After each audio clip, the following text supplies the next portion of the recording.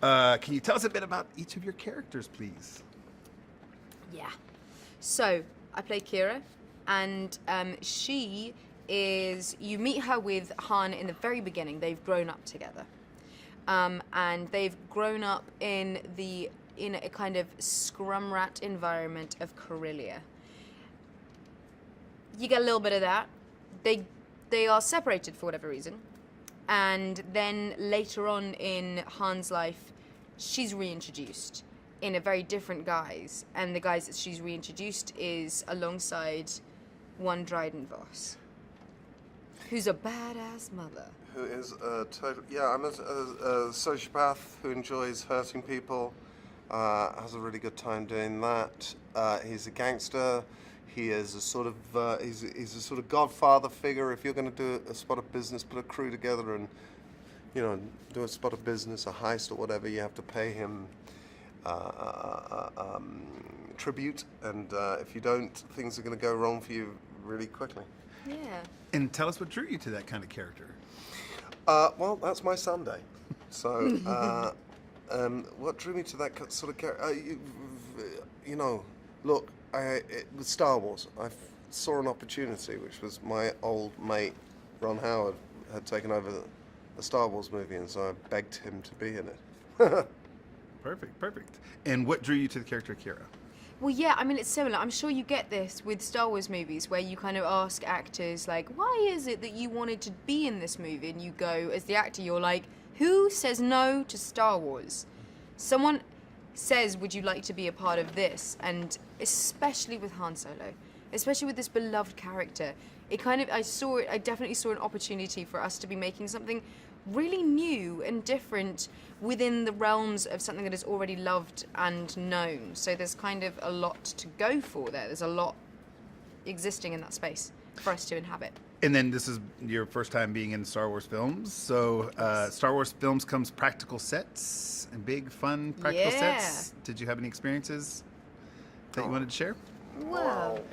My first day was magical. I remember the first time I was on a movie set, where it was a TV set for a show called Wycliffe. And I remember it being so magical and thinking, I've got to remember this day and remember the feeling that it's given me.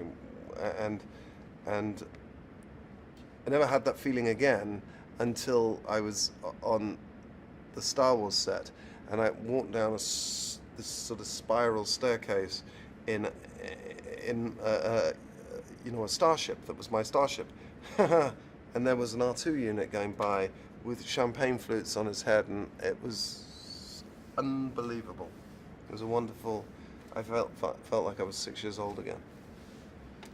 And did you have a practical set experience? Well, I mean, it's the sets, yes, and they're huge and amazing and have everything in it that is Star Wars, but then it's when you meet a creature for the first time and you can't see the 19 puppeteers, or you can't see the dude next to you who's like controlling the amazing animatronics. Because when we were doing rehearsals, we kind of went and did like visits of the different, like the creature compound, for example, where you get to see how they make their faces and the insane craftsmanship. And that is what I think is so beautiful about Star Wars now, is that they have a huge amount of money to be able to make incredible movies. They do. And so they're bringing back this craft, this absolute animatronic craft. And so you have a creature compound where you've got all of these people working on with such fine detail on something that is making movies that make fans all over the world incredibly happy.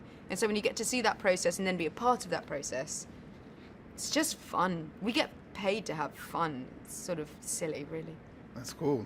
Everyone talks about, Ron Howard was talking to me about the 12-year-old kid inside, that you have to tap into your 12-year-old kid when you're working on a Star Wars film. What would your 12-year-old kid say about you guys being in a Star Wars film now? But I'm just... You know, it's just stunned. Like you don't think my 12-year-old kid would never have even dreamed that this would be the life that I'd be living right now.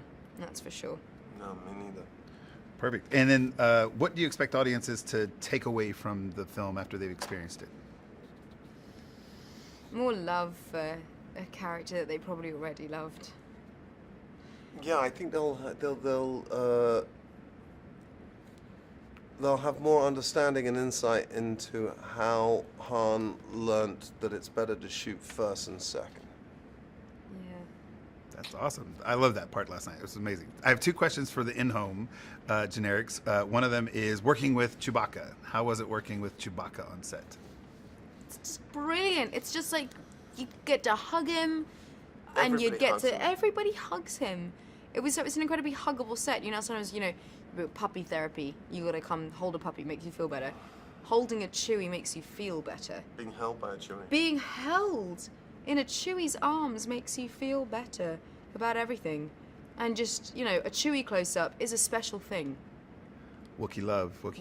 Love. Nothing wrong One with love. Wookiee love. And then there's a bonus feature, Escape from Corellia.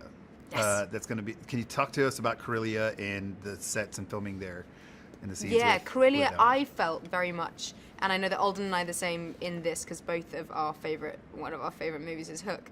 True story.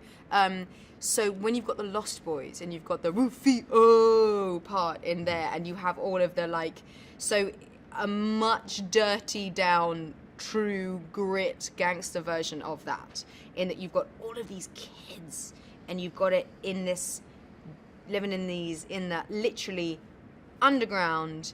So it's just like a kid's imagination gone wild in these kind of crazy tunnels and this dark, dingy, dank environment. And you just, there's no adults. It's kind of, yeah, it was very imaginative and playful and fun and crazy.